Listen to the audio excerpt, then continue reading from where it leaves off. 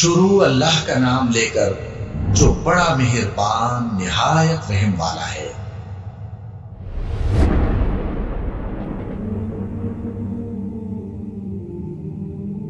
जब जमीन भौचाल से हिला दी जाएगी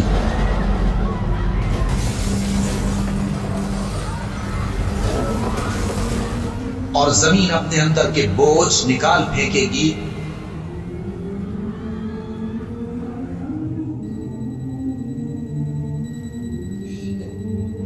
और इंसान कहेगा कि इसको क्या हुआ है।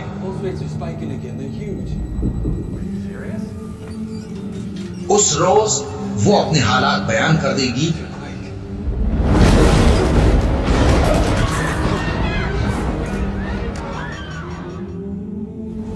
क्योंकि तुम्हारे परवरदिगार ने उसको हुक्म भेजा होगा।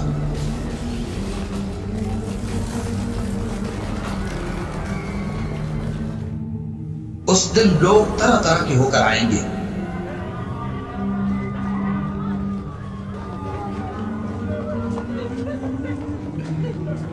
ताकि उनको उनके अमाल दिखा दिए जाए। तो जिसने जर्रा भर नेकी की होगी वो उसको देख लेगा, और जिसने जर्रा भर बुराई की होगी वो उसे देख लेगा।